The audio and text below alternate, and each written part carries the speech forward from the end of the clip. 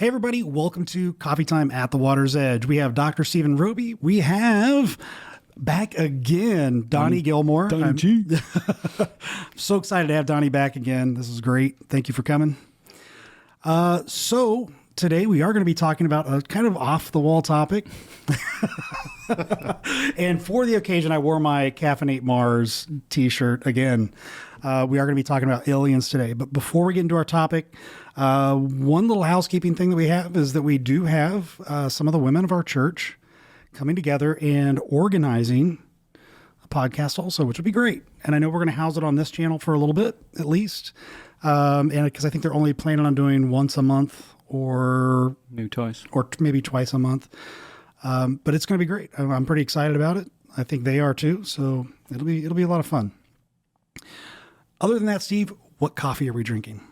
Hey, another Black Rifle. This is called the Aqua Raider for the submarine guy over here. It's right. A variable coffee, so I'm not sure. I think it's a mix of light, medium, and dark.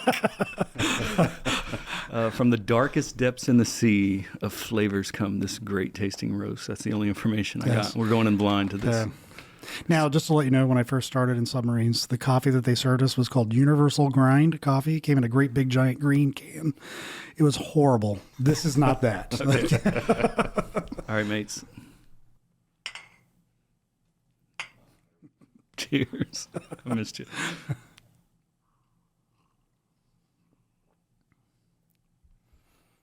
See, to me, that tastes like a light roast. It has like a fruity aroma to it, too. Yeah, it does. Did not expect that. Yeah, it's good. I hadn't even smelled it yet. I wafted it. I actually really like that. I'm pretty happy with that. I made a good purchase today. Good choice, and I don't need sugar for it. Donnie's a man now. Yes. Just kidding. He can drink his coffee That is black. not the biblical litmus test of masculinity. Pretty close. Machismo. How strong can you drink your coffee? All right. That's not what we're saying. All right.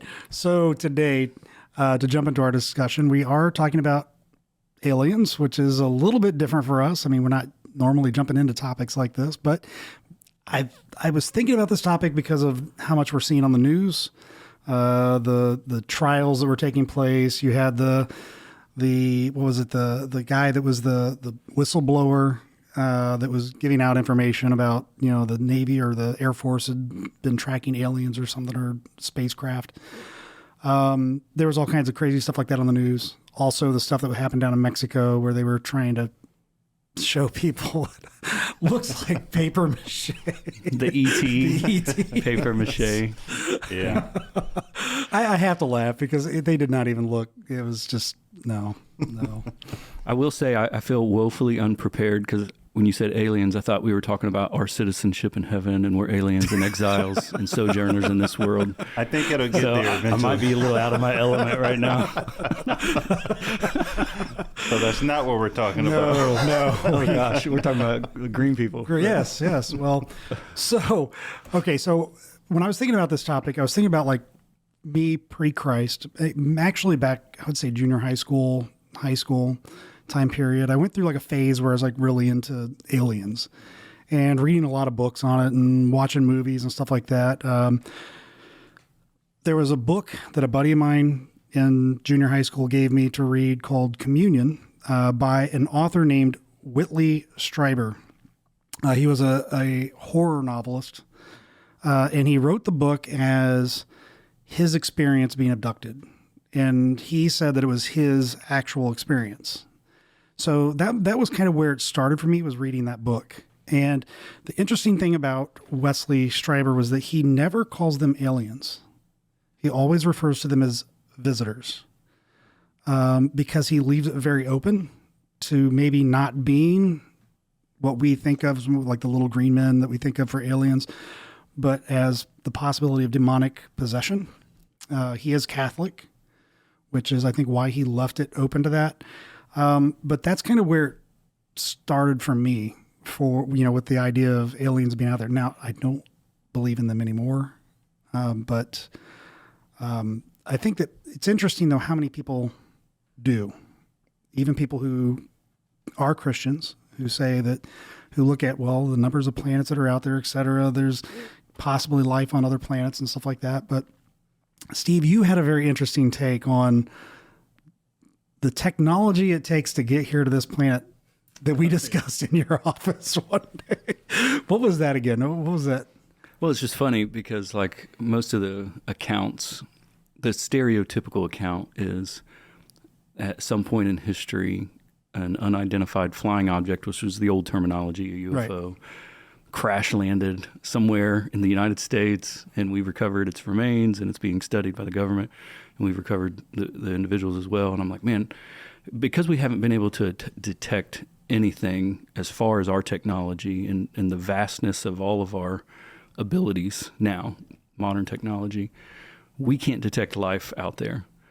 So whatever this is, if it traveled beyond what we can detect to us, I think it would be smart enough to not crash the thing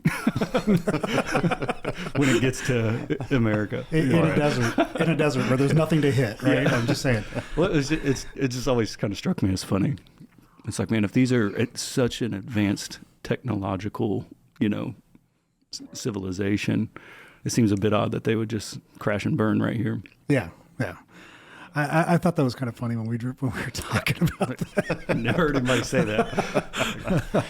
That is irony in that. Yeah. So what's also interesting in things like that is that the theories of how aliens would get here has changed somewhat. Like you said, the old acronym, which was UFO, Unidentified Flying Object, has changed to UAP, which is Unidentified Aerial Phenomena. It's changed again since then. Oh, has it? It's still UAP, but it's no longer aerial. It's anomalous. Okay, yeah. Which actually broadens what the thing could be. I mean, it broadens it from some kind of space vehicle to the possibility of lights or bugs, or they're just saying aerial phenomena now, or anomalous phenomena. But along with that, theories have changed. Some, no longer are we hearing this flight from another planet to here, but we're hearing things like dimensional portals and stuff like that, or things that people are talking about. I know it's strange, but that's where people are starting to go, because I think when you think about the closest stars to ours, if they could travel the speed of light, it's still going to take you 4 years, 4.5 to 5 years to get here. That's I can't do that math. So I believe you. So I mean, well, I think it's like 4.8 light years from Alpha Centauri to here, or something like that. Which yeah. So if you think about that, I think that's a long travel just to get here, like you said, to crash and burn in the desert. So right. But and especially because we went to the moon and did not crash. Well, yes, with technology that our cell phones now is more powerful than that's. I do want to make a distinction here, though, because I don't want to dismiss at all some of these hearings that are taking place. Like, this is legit. These are not crackpots that are reporting this stuff.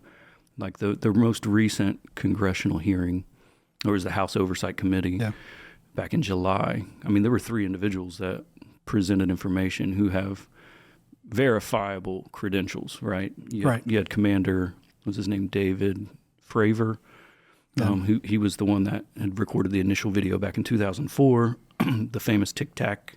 It looked like a Tic Tac video. Very credible man, right? Yeah. You had Ryan Graves, who was another Navy pilot stationed here in Oceana, and 10 miles off the coast of Virginia Beach, reported, unidentified anomalous phenomena. Sorry. And then you had the whistleblower guy who was an Air Force officer and a long time in the intelligence community. So these aren't just random YouTubers or guys out there that are, just seeking these things out of interest. I mean, this is pretty fascinating. So I think that part is, to me, is not really that questionable. Like that, they've seen things, and there's been video that's captured stuff. This is like verifiable evidence. However, the nature of that is, even they don't know. I think it was Ryan Graves that I heard in his testimony say I don't know. He says, if this is another nation that has this kind of advanced technology where they have, aircraft that can defy what we know about physics right now, Right. And can move and maneuver the way that it does, then it's a national security issue. So he's pushing for more government transparency on this stuff. Right. Okay. But he says if it's not of, earthly origin, then it's more of in the science realm of what's out there, what is this? But it still could be an issue of national security. Right. And so just because it's a flying object Right. doesn't mean extraterrestrial beings, right? Right. Well, and I think that's why they switched to the idea of phenomena versus unidentified flying object. You know what I mean? Because it's hard to decipher exactly what sometimes they're seeing in these videos. I believe that these guys are actually seeing some. We've seen some of the videos also that were released, from the aircraft video and stuff like that, where they were actually tracking something. Mm-hmm. So we know that they actually saw something. It's just, what was it? Yeah, there's visible confirmation by multiple military pilots and commercial pilots. There's radar information. There's censoring information. So there is phenomena. Yeah. But what is the nature of it is, I think, the question. All right. So I know that what I mentioned earlier, what Whitley Strieber said, and I hope I'm not slaughtering his name. I hope I'm not. You're on your own with that. I've never heard of him or this book or anything.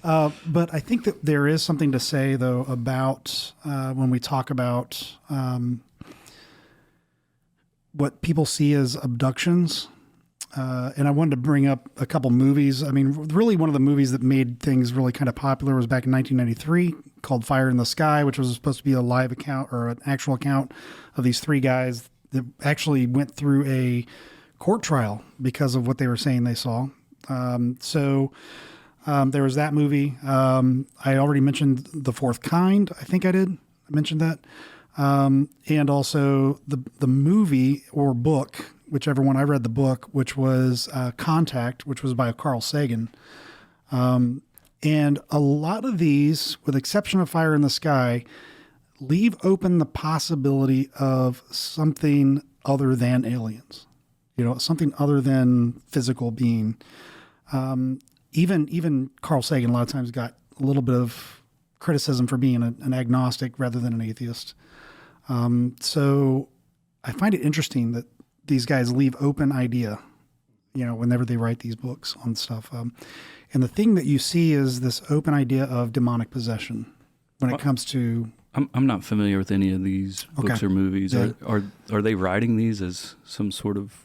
Is it not science fiction? Are they saying... I'm kind of confused. Right. So Carl Sagan wrote his as science fiction, okay? But it was also kind of his theory on... You think life on other they're planets embedding their worldviews or real ideas into this? Into some of what they're that writing. Makes more sense. I wasn't really tracking. Right. The fourth kind was supposed to be a movie that was about things that were happening in Nome, Alaska.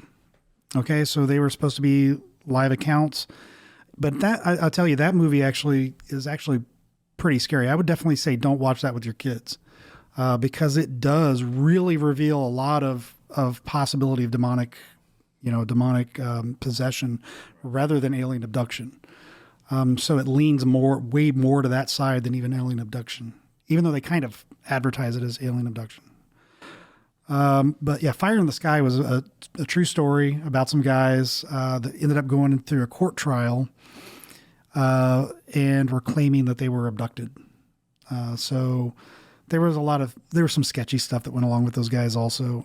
But some people think they were just making it up to get famous. Their lie detector tests were really kind of anomalous with one guy that they couldn't even get a read on whether he was lying or telling the truth at all because he was so fluctuating all over the place. But these were things that I was watching back then, and reading back then.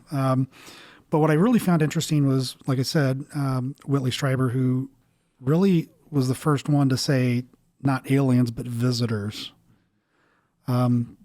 Because when we look at what we see in the Old Testament, we do see several places where the angels do reveal themselves to people. And I'm not saying that it was angels in this case, but But that is one of the theories that's going on out there right now, is could it be angels and demons that we're seeing as these anomalous things that we're seeing in the air and stuff like that? When we think about what are demonic entities trying to do, which is to deceive us to not believe in God, by causing us to believe in other things other than God. And sometimes I think that that's where some of that comes from. I think Christians for a long time have thought that all of the, I guess, excitement around alien activity was demonic in nature. I don't think that's a new thought or new idea necessarily. But I think sometimes it's probably too quickly dismissed, maybe because of some perceptions of what that would do to your own worldview. Like, what if there was life outside of there that we don't know about? I think that raises a ton of questions. Mm-hmm. So if these unidentified, these UAPs are actually, extraterrestrial in nature, or at least the biologics that was reported at this hearing that were discovered are extraterrestrial, non-human biologics, is how the whistleblower labeled it. Then I think, like, for some Christians, that does something to their worldview. But the Bible just doesn't speak to that, and so I think it opens up a ton of more questions, like what kind of beings are these? Are these fallen beings? Is the blood of Christ cover them in redemption, or is there a separate plan of like? There's so many theological. It's like a Pandora's box of theological questions that arise if there is other life forms. But I don't think that does anything unique. Well, I mean, outside of all of those questions, I don't think that it immediately, causes me to question anything about what God's revealed to us as human beings in redemptive history. Yeah. So, I think that some of that comes from that. Christians, for a long time, have thought that that's the case. But there is this, what's the guy's name? He's done some of the documentaries, Dr. Greer, Stephen Greer, if that's a name you're familiar with. He's an old medical doctor. He was a physician, in like an emergency room physician. But he has long mixed his views. He claims to have seen unidentified objects from the time he was 8 years old, again later on. And he's written extensively about it. And his views mix this. It's deeply embedded in the occult activity. Like, so this guy's talking about how to contact them, how to, and not only contact extraterrestrials, but he says in the process of trying to contact extraterrestrials through all the same New Age tactics that have been around forever, that he inadvertently has contacted celestial beings at the same time, so angels and demons. And so he has all kinds of, like, but it's all New Age, like remote viewing, transcendental meditation. It's all of that same language that is associated with divination and the occult. Those things that we're not supposed to do. Right. Yeah. Exactly. Because I think that invites something in. Like, if you're looking for it, then you will probably find demonic activity. If you're inviting it in, you will probably find it. That's one of the things we're cautioned to not play around with. Right. That was one of the first questions I thought of. Like, so could there be other life that's not like a human life or made in God's image? Let's say like a plant or a tree on other planets. Maybe. We don't know. But saying that there's another God-like image on another planet, that's just hard. That's hard for me to swallow. But at the same time, I thought about that. What if it is found? What if it's found to be true? What does that do to my faith? Like, maybe to strengthen my faith. I don't think it does anything to dismantle my faith. And I think a lot of people will search, and they'll ask that question. And the question you brought up, so does Jesus' blood cover all the sins of an extraterrestrial being? And I think that's where we'll have to dig a lot deeper. Yeah, I mean, that's why I said it begs more questions than it answers, right? Yeah, right. It's like, well, are they even fallen beings? Maybe they never disobeyed God. I mean, there's so many possibilities that it's an endless speculation until there's actual real knowledge of anything. Yeah, I just find it just kind of one of those things where I think I've actually been asked the question, if an alien lands on your driveway, will that crush your belief in God? I'm like, no, just no. All right. But like you said, it does ask those questions. Well, are they also saved? I get it. But there again, I'm one of those people who still believes that anything like that is, again, it's a deceptive being. That's deceiving. I'm just one of those firm believers in that it is. I think the actual encounter. So just to put my cards on the table, I do think it's demonic, but I don't want to just make that claim and then just be completely ignorant of the fact that what if there was, Yeah. So I don't necessarily believe that there are other life forms. I don't believe that. However, I do believe there is some very interesting information out there on these flying objects and these unidentified objects that are out there, the phenomena that's been reported. And I do think the encounters sound much more demonic to me, especially when you get into, and I know I'm trying to not lump these guys together because these guys are, you have all the Navy pilots and the military folks and the commercial pilots and the intelligence hearings, all the things that are happening there. But then you also have guys like Stephen Greer that are really dabbling in occultic, like, let's contact. And man, I think it's such an easy thing if you get fascinated with this if someone is desiring to make contact in a diplomatic way. He talks about it as diplomacy. Yeah. And it's so easy to get sucked into these practices that certainly open the door to demonic activity.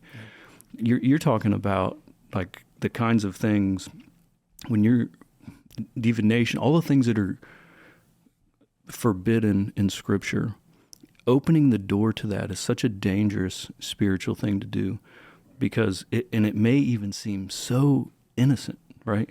So let's say some of his followers dabble in this. Okay, let's make contact. Let's do these seances. Let's do these. Let's light candles. Let's do this transcendental meditation and make contact. Well, it's very possible to be in communication with a demonic being, and that demonic being to have intimate knowledge about you and your family and its history and disguise itself as the devil himself is an angel of light. And even, I've shared this when we talked about this in a sermon one time, and even do things that may be helpful for you, maybe give you information to bring comfort to you, all in a strategy to draw you into this world. And draw you away and then from progress God. that. And people that repeat these things get further and further into New Age philosophy and ideas and a worldview that's divorced from, what God has revealed in Scripture.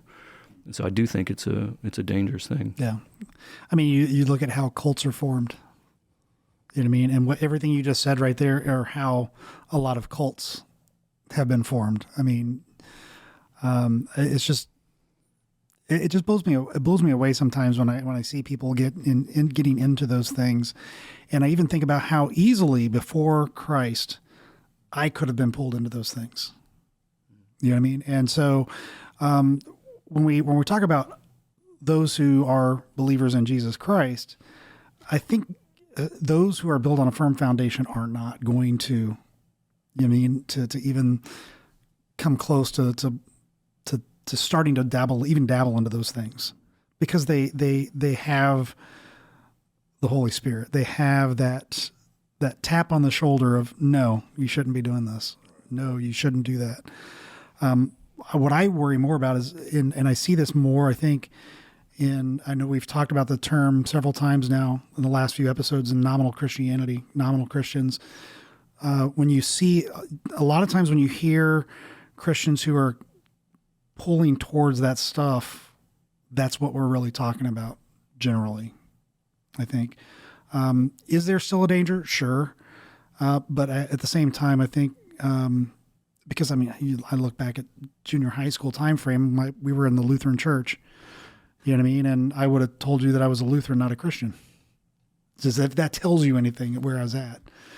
Somebody could have asked me, are you a Christian? No, I'm a Lutheran. Well, not realizing that, you know what, technically it would be the same thing, you know, and not understanding that, because that's where my lack of understanding was, which at the same time, I was looking into this stuff. You know what I mean? So if that tells you anything about nominal Christianity and being able to, or people who are falling into these things from the church, especially like when we talk about, I know we talked about the Enneagram already on this show. There's been other things that we've talked about that pull into these kinds of things. And I think those overall, including the idea of alien life and trying to contact alien life, all that stuff, is just stay away from it. I think is my warning, is just to stay away from it. Yeah.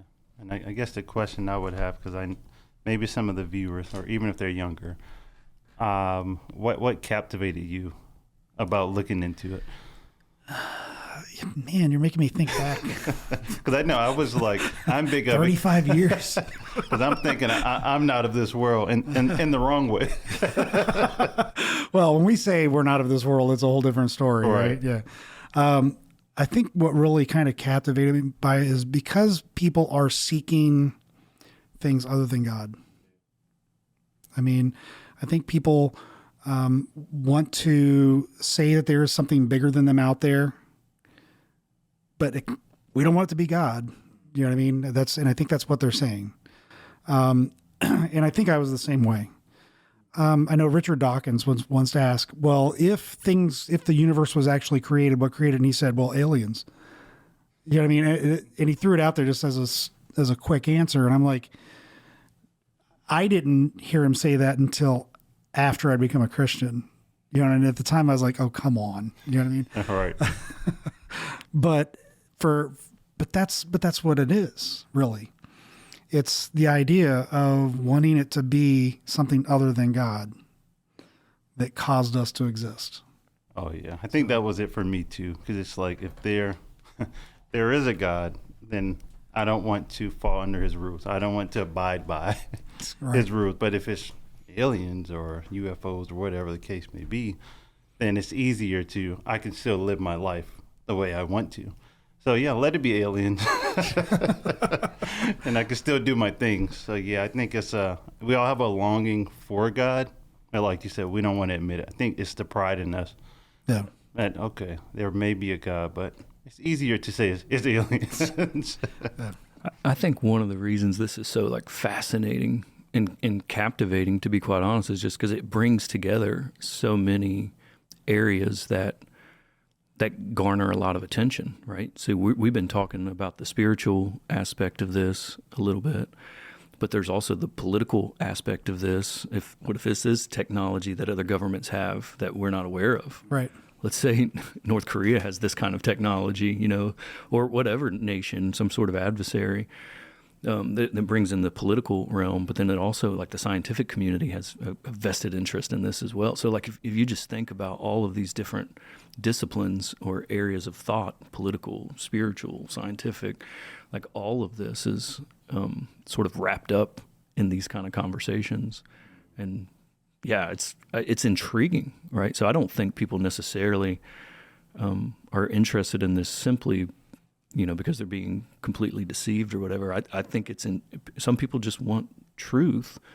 And if there's all of these reports over years, then there is a fascination with, well, maybe the government is hiding stuff, right? They hide stuff. And I mean, that's what the whole Congressional Hearings about. Like David Grush, the whistleblower, that investigated all these, what do they call them, black programs, the programs that were kind of off the books. And he's reporting, and of course he can only say so much information, and you know, it's hard to know what to believe and what not to believe. Yeah. But it is fascinating. And so you can see why people are drawn into it and captivated by it, because it touches on major topics and of interest and conversation. Like, gosh, so it's fascinating. and it's tough. Like, I think, well, the media, of course, gets paid probably a pretty penny. Oh, yeah. When it's like, it's hard for us to love our neighbors now. Imagine if there is alien life. Bruh. That was another whole other conversation. Oh my goodness! You mean my neighbors could be aliens? Well, if Will Smith in Independence Day, that's the only movie that I have any record. Yeah. Like, or E.T., I guess. There's probably a lot more if I sit and think about it. But like, Oh yeah. Independence Day, I think of like rallied the world together for a common cause. Yeah. Yep. I just think of the Coneheads, but Coneheads. Yes. Dan Aykroyd. See, I've never been a science fiction guy, so I've never like thought about it never been fascinated with it from that angle. Yeah, I was a science fiction fan when I was growing up and stuff like that. And I mean, I can blame that on my great aunt, who was a big time reader of science fiction books and stuff so when we go out to Arizona and visit her, she always had shelves of science fiction books. So I think that's pretty cool though, because in a way I can see how it can point or pique interest towards Christianity, but you still got to be careful. Right. And I make this joke that that God proves that they are aliens in Genesis 2. When he went to create women, he went away. And I only say that because my wife is out of this world. Look at you. That was top tier dad joke right there. Which camera am I on now? Okay. You hear that, babe? No. Oh, man. That's a joke on me. I'm like, man, God had to give us something that was much more smarter than us. Yeah. Yep. But on one hand, I feel like growing up, like the kind of news that's being put out there today by the government, by the videos that are being put out and all of the information that's now being shared somewhat, like that would have been 24-hour news cycle back in the day. But like now I feel like it's there, but it's not front and center always. So it's like, this is really weird. It's really bizarre that this isn't much more of a conversation that's at the forefront of policy and national security. I guess it is. You just don't know, right? Right. Wow. So it feels a little weird that it's not being talked about as much. That desensitized to it, or they're much bigger. Well, pick a conspiracy theory, right? It's a distraction, Yeah. There's so many, like, I don't know, man. I don't know. I feel like it would be talked about a whole lot more than it is being talked about, although it's not being totally neglected either. I just don't see a whole lot on it. I've got to dig around a little bit. Yeah, it's funny because when you're talking about the news story that I watched, it was a local ABC news channel that did the whole reveal of the alien mummies or whatever they were from Mexico, and the people who were reporting on that could not stop themselves from laughing because when you looked at what they were showing you, I know one guy did a cake or something in the shape of one of them, you know what I'm saying, for Facebook, and cut it open and said, "Look, buttercream." Well, Ryan Graves was there, so he was part of that hearing, the Mexican congressional hearing, but he immediately came out on Twitter or X or whatever it's called now. All right. And he called it an unsubstantiated stunt. And he was there to report on what he knew about UAPs and kind of the same thing that he had been sharing. And so he was trying to distance himself from that charade in order to preserve his own integrity and, credentials. Yeah. And but he was a part of that. And so it was like, man. Well, he had, I think anybody who wanted to keep any credibility had to kind of distance themselves from that, because it was horrible looking. They weren't even well done, so. Yeah. So if people are unfamiliar with that, they claimed these beings were around 1,000 years old, that they were discovered in Peru, and they looked like E.T. Like it was interesting. Well, the other thing is that I think there was some, I'm trying to remember who it was that was talking about it. Well, now I just lost my thought. See, that happens sometimes when you turn 50. But anyways. Man, that happened to me now. But I just think it was funny to watch the reporters report on it, that they had to they couldn't stop themselves from laughing their way through it. And that I looked at him, I'm like, oh, I know what it was. It reminded me a lot of, if anybody knows anything about P.T. Barnum and his freak show stuff that he did for a while and stuff like that. And he had this, what we called a mermaid, and I think they found out it was like this fish skeleton that was combined with like a monkey or something like that they made to look like a mermaid, and said, "Hey, look, we found a mermaid." But yeah, it reminded me a lot of that, like really badly done, trying to, convince people, and it's not true. So yeah, I just think that sometimes people go out of their way to try and the sad thing is sometimes people trying to pull cons like that even deceive themselves into believing their own con. You know what I mean? So it's just crazy to me. But yeah, this is kind of a lighthearted conversation, but there are people who like very much believe that they've had contact. Mm-hmm. There are people who very much have been affected by this world, of thinking. And so I don't want to make light of it either. There is some humor in this because of movies and science fiction and all of that. But these are big questions. Really, these are big questions. Is there other life out there? And if it's not other life and there is contact, what are these beings, and what is taking place? What is happening? What kind of deception is happening? And so it's nothing. On one hand, it's like, yeah, we can joke about it, but there is some real serious things at stake here. Right. And to be deceived on that level, to be sucked into a world like we were talking about earlier, man, that's some serious spiritual implications for that. And so I do pray that for transparency and truth for all. And I go back and forth in my head. I'm like, yeah, we want more government transparency, but it's tricky because like security is a thing. And so like being a government employee in the military, like I've had access to information that wouldn't do well in the general public, and so it's like, man, it is tough. Right. I mean, there is such thing as national security, which there is a reason for, and I think a lot of civilians don't really have the understanding of why the government isn't as transparent about some things as it is. There is a necessity for national security, and being in the armed forces, being retired Navy myself, and understanding even why I couldn't tell my wife sometimes where we were going for underways. I mean, there's a reason why, you know what I mean? And it's to protect not just our nation, but those soldiers and sailors that are in locations that are dangerous for them to be in. So keep that in mind. People need to keep that in mind whenever they're asking sailors and soldiers questions about what they may know, because there's some stuff that we're not allowed to say. And also there are some questions that if we're asked, we're supposed to report it. So it's just something to think about in this also, is that there is a such thing as national security.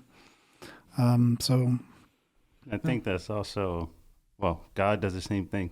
Even Jesus saying, I don't know the day or the time of the hour. It's like just even looking at it from that angle, God keeps things that are secret. Like we know his review will. But man, there are things that are secret that he doesn't let us in on. Right. And that's wisdom. We don't need to know everything. Trust me. Right. I don't do well with a lot of information. I don't. So, yes. Yeah, I'm just pointing out the complexity of it, though, because, like, yes, we want government transparency. Yes, there's a number of reasons people don't trust the government, and with good reason. But at the same time, you have to be able to trust the government on some level with secret information. And so it's just complex, is what I'm saying. Yeah, it is. It is. Well, is there any more that we need to say on this? I don't know. I feel like we're going to lose a lot of subscribers. Or we're going to bring out a whole different group of interesting folks. I think it's a good conversation to have, though, because I don't know, maybe some people internally struggle with, like, am I to believe in UFOs or life that's beyond Earth?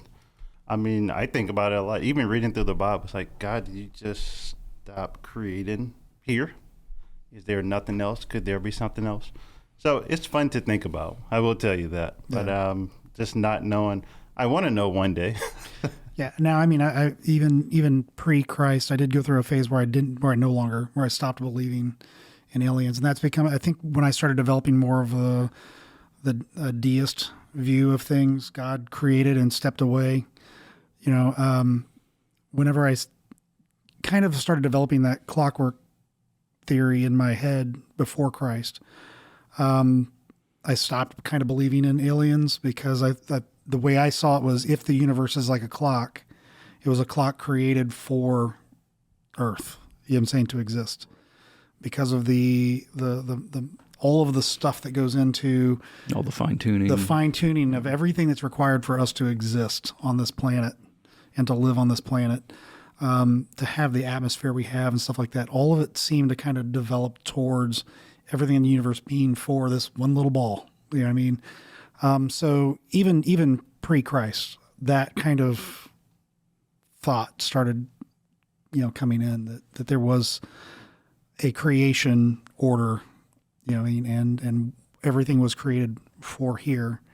At the time, I just didn't believe that the deity of Christ, and I didn't believe that God was involved. So maybe just a quick summary. I think it's highly improbable that there's other life out there. I don't think it's completely impossible. I think that there is some questions that need to be answered about the UAPs and all this reporting and the recent congressional hearings.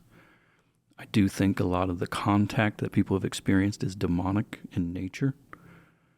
And I think that would be kind of my snapshot of how I view all of this right now. Yeah. I think that's spot on. That's how I feel about it. Yeah. There's so much renewed interest, even in the movie world, on interdimensional stuff, multiverse theory and all of this. But interdimensional, makes, in my biblical worldview, the invisible creation now much more at the forefront of conversation. Right? So Right. we do believe in interdimension as Christians, that Yep. there is the visible creation that we can see now, but there's a whole warfare taking place, and that warfare is with the unseen among us, which sometimes is seen in Scripture. Right. Angels, the Bible describes the devil and his angels as well. So I think that people are much more open to these conversations now because of just the way we've moved in movie and all of that.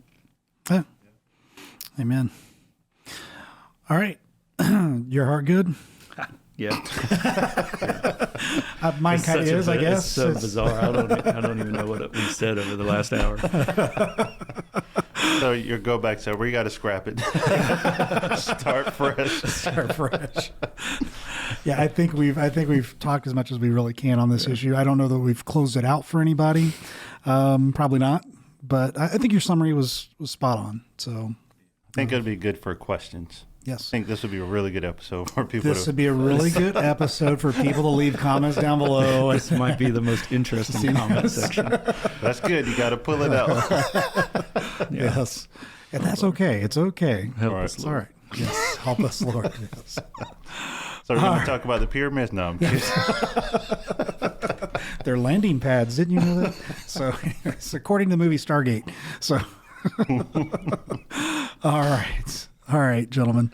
Well, thank you, Donnie, for joining us back again for this conversation. And we hope to have you back for a lot more because I enjoy having you here for this. Oh, yeah. I want to be back. So Yes. let's make it happen. Yep, absolutely. Steve, thank you for enduring this conversation. Rodney begged me to do this conversation, so we let him indulge himself. Oh, man. All right, everybody. If you have not done so yet, make sure you like, subscribe, and click that bell so you know when we release new episodes. And definitely leave comments down below. We want to know what you're thinking as you're watching this video.